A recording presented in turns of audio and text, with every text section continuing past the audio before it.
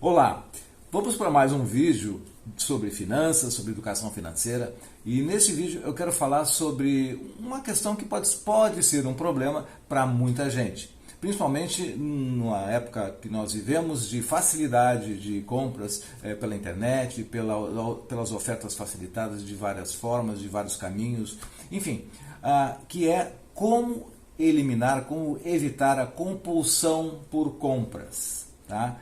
Compulsão por compras, isso mesmo. Então você vai ficar sabendo aqui, inclusive, a diferença entre a compulsão por compra e o hábito do consumismo, né? Que são parecidos e que, na verdade, eles dependem da intensidade de como isso se manifesta em cada pessoa. E do ponto de vista de finanças, então, é o quanto que isso compromete o ato de fazer seu planejamento financeiro, principalmente na dificuldade de economizar, quando as compras elas estão sob o efeito do descontrole, tá bom? Então, muito interessante para você ficar até o final e aguardar aí os detalhes disso que eu estou falando. Mas enquanto isso, tá? Uma pausa aqui para te convidar para te inscrever no canal, se você não é inscrito ainda, tá? Dê o seu like, faça o seu comentário e também conheça mais no Instagram e o meu curso de finanças pessoais, tá? Links na descrição desse vídeo aqui. Muito bem, então falando diretamente sobre esse tema, tá? Bastante oportuno no momento em que a gente vê que dispara as situações de inadimplência, de endividamento das famílias brasileiras, né? Nós estamos em 2022, no mês de agosto, só para registrar no tempo isso aí. Muito bem, então a compulsão por compras é algo que ela acontece então por um problema que se desenvolve em pessoas em nível extremo, né? Talvez você conheça alguém, talvez até você tenha um pouco disso, que é a excitação por comprar, por fazer a compra, e não pelo objeto em si, não pela aquela coisa comprada. Tá? É interessante isso. Bom, existe até um nome para quando chega em casos extremos de patologia, que é oniomania. Oniomania é a mania de comprar, que se equivale a pensar em algo como um vício. Tá? Bom, então é a ansiedade, então para aplacar uma ansiedade, essa pessoa que tem esse problema compra, né? Então essa compra ela termina saciando uma situação de ansiedade, tá? E de adquirir alguma coisa. Então adquire, né, sacia, alivia, equivalente a um vício os comuns de comer, de fumar, de beber. Então assim, diante de uma situação emocional, comportamental, termina gerando essa compensação, que no caso compromete as finanças, e esse é o problema, tá? Bom, então essa é a introdução para o caso da importância de ter que realmente ter algumas questões que têm que ser trabalhadas para melhorar isso aí.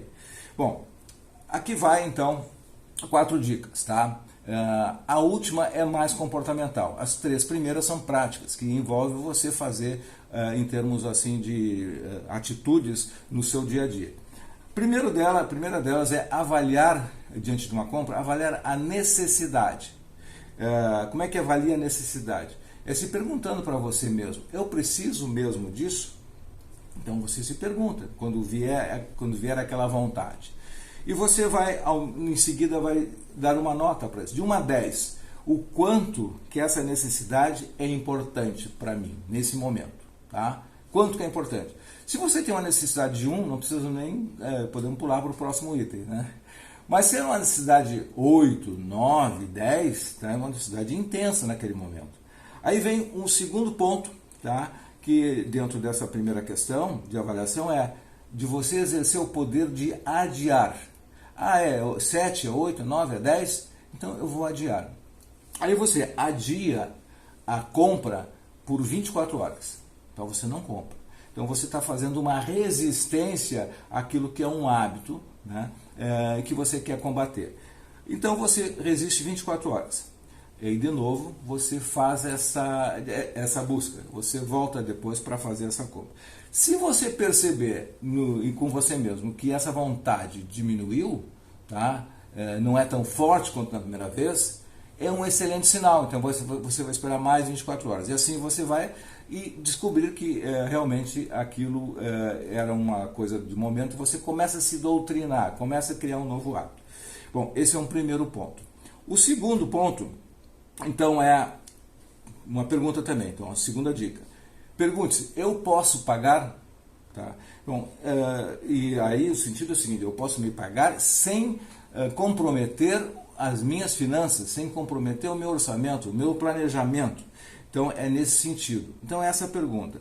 Bom, se você, então, não tem o hábito ainda de seguir um orçamento, se você não tem esse hábito de fazer essas perguntas, você comece, a partir desse momento, a anotar todos os seus gastos, a ter o seu orçamento e fazer um controle olhando para esses gastos, né? À medida que você olha para aquilo que está saindo do seu bolso, o dinheiro que está saindo do seu bolso, e compara com os benefícios que você está gerando para você, quando você soma todos os gastos dentro de um mês, você vai ter, então, aquela situação de abrir os olhos. E isso pode chocar, e esse choque talvez seja um gatilho para, digamos, suspender ou melhorar, ou, enfim, seguir fazendo. Então, esse é o segundo ponto. Terceira dica, tá?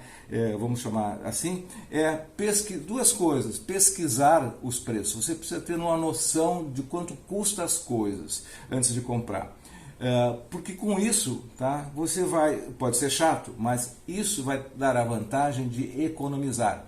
É ter o prazer de começar a guardar o dinheiro. Aquilo que você vai pagar menos significa isso. Tá? Então, quem compara preço economiza, em outras palavras. Tá? E quarta dica, aí que eu falei que eram 4 e que a última era mais importante talvez, é questões comportamentais. Algumas coisas comportamentais que você vai fazer. Enquanto, claro, não estiver curado, vamos botar entre aspas aqui, porque isso pode não ser uma doença ainda e ser uma situação de comportamento que precisa ser disciplinado. Bom, primeira coisa, evite ter aplicativos no seu celular de lojas, porque isso é um estímulo para que você, então, seja induzido a fazer essas compras ou cair nesse impulso. Tá? Outra coisa é também evitar ficar olhando sites de modo geral, e vendo produtos e passeando no shopping, principalmente passeando no shopping sozinho, né? Sozinho. Enfim, você pode estar então mais vulnerável. Enquanto você está nesse processo de melhoria, de busca de cura, entre aspas, tá? Bom, número 2, ao sair de casa, tá? Você saiu e você então quer estar nesse processo de, digamos, de treinamento para mudança de comportamento.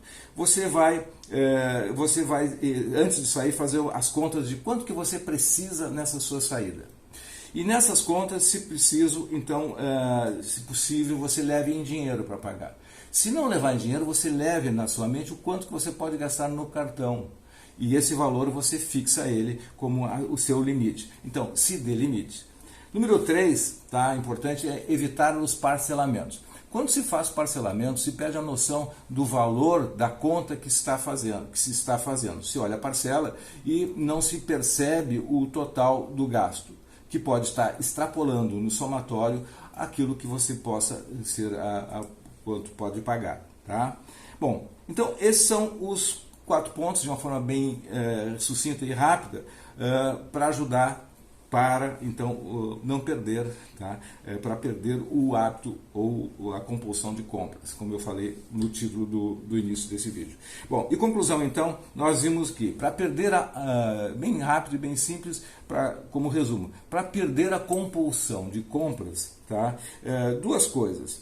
Primeira, você pode resolver pela educação financeira, ou seja, seguindo alguns passos que eu falei aqui, como, por exemplo, o orçamento, por anotar os seus gastos, por ter um planejamento olhando o futuro, de ter um compromisso com o seu projeto de coisas que você quer adquirir, enfim, coisas que estão em vários vídeos que eu mostro aí, e no meu curso de finanças em muito mais detalhes. Bom, Então, esse é um ponto. E outro ponto é que se é uma compulsão de forma assim exagerada, que foge do seu controle, que você realmente equivale a um vício, então a procura de um profissional na área de saúde, enfim, que possa, digamos, trabalhar essa questão comportamental com outros aspectos também, ou as duas coisas juntas, tá bom? Bom, esse é o vídeo, espero que ele seja importante aí para ajudá-lo nas suas finanças, na sua visão, no seu comportamento, nessa conscientização que é importante, tá?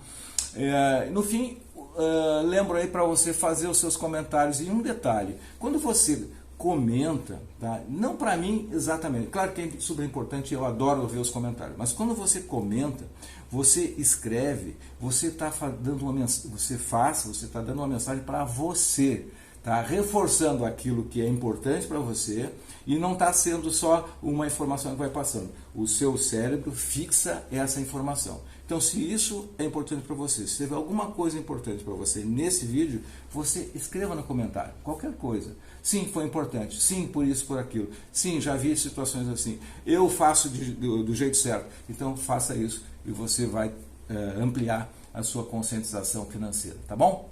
Ficamos por aqui. Até o próximo vídeo. Sucesso e prosperidade.